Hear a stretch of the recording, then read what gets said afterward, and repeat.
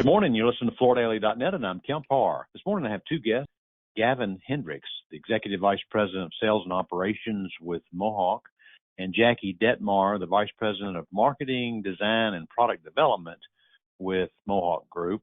How you guys doing? Great. Very well, Kemp. Thanks so much for spending time with me. There's some news we want to talk about. The decision from the Mohawk Group to exit the Mart and move to the Fulton Market, which is a mile west of the Mart. We'll get to that in just a minute. Gavin, this is the first time we've done a podcast. You've been at Mohawk for 4 years. Prior to that, you were at Interface for 4 years.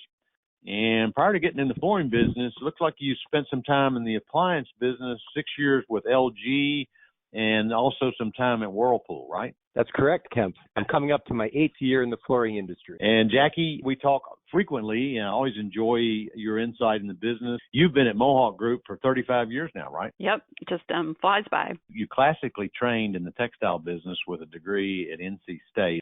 First, let me ask, how is the Mohawk Group's commercial business doing now? We had a really strong finish to the year, Kemp.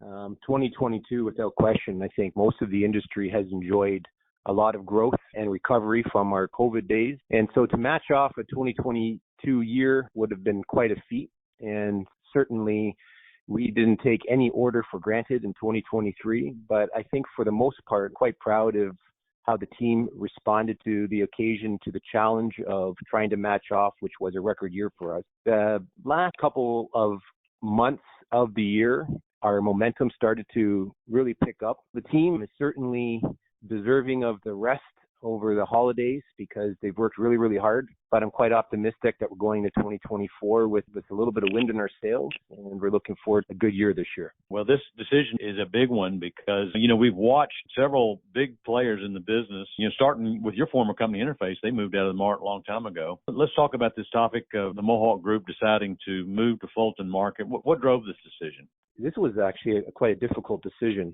There was a lot of passionate debate in our own office on whether we should go or whether we should stay. But ultimately, we know the decision that we came to. I would say that it really came down to just a couple major points. First one is Mohawk is really in a unique inflection point on how we are growing and presenting ourselves as a brand in the marketplace.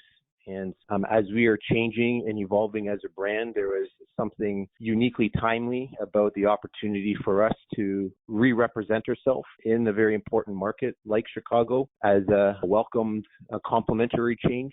Just the utilization and how we use the space of a showroom and how we imagined what that looks like, that has drastically evolved as well. We would be remiss if we didn't acknowledge the kind of the momentum and the lure of what is happening in the Fulton Market and the possibilities of how kind of the evolution of the use of a showroom could really work in our favor.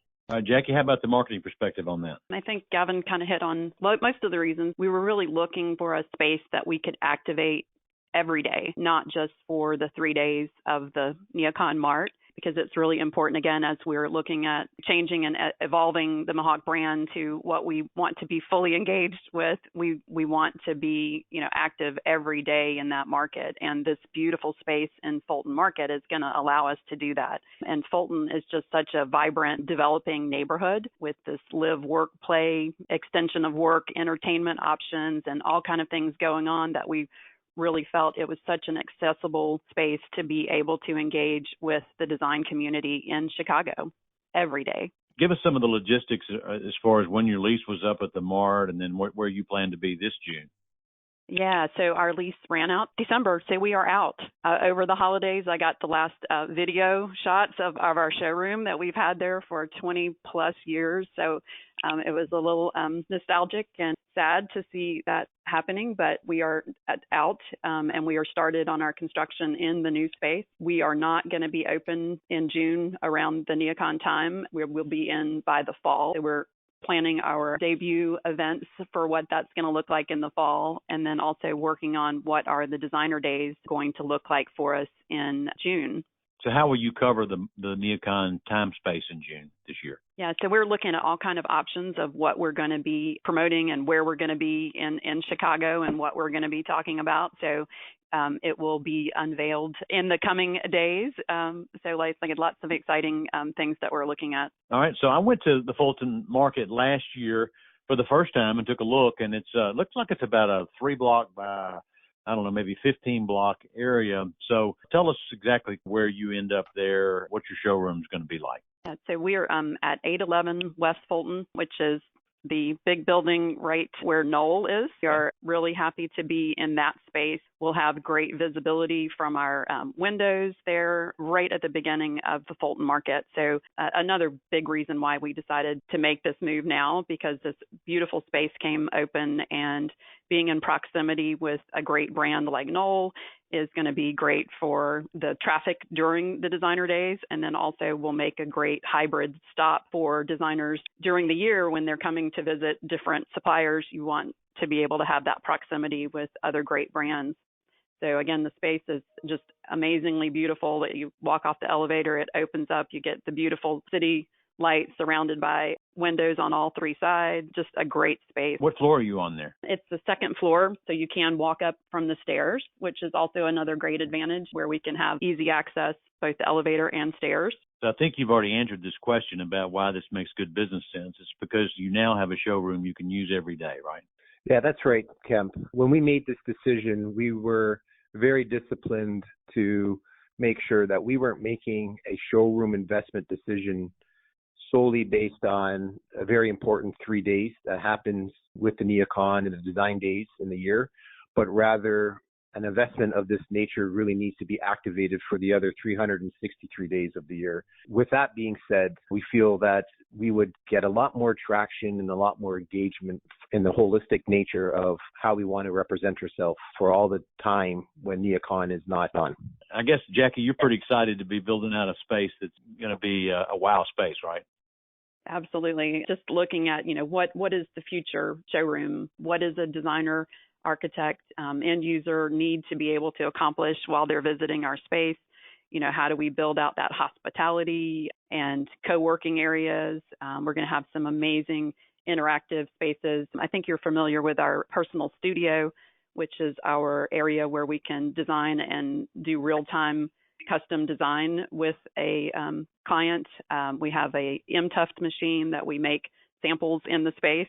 So we'll have a nice maker space. We'll have spaces where you can change out and experience the flooring in different ways and different lighting. They're really thinking through, how do we make this an active, engaging showroom experience, and really thinking towards the future of how do you interact and how do you engage and experience our product. And that's really what you need to be able to see when you're coming to a showroom. How much bigger is this space than what you had at the Mart? I think about 3,000 extra square feet. So it's a little bit larger space. We're kind of combining the space that we had at Hubbard, which was our personal studio, and the space in the Mart.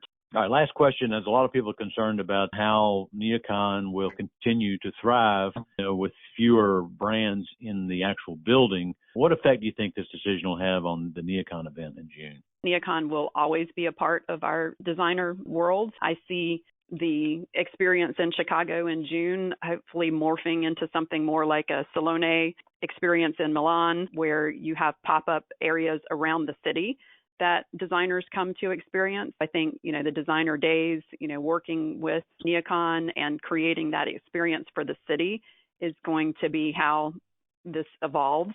So again, I don't think either is going away. There's certainly benefits to both spaces, and hopefully we'll see the future where we can work together and all the brands work together to create a beautiful experience for designers in the city during that period. Okay, guys, thanks for spending time with us and our listeners and telling us about this news. Again, been talking to Gavin Hendricks and Jackie Dettmar with Mohawk, and you've been listening to Kemp Harr and FloorDaily.net.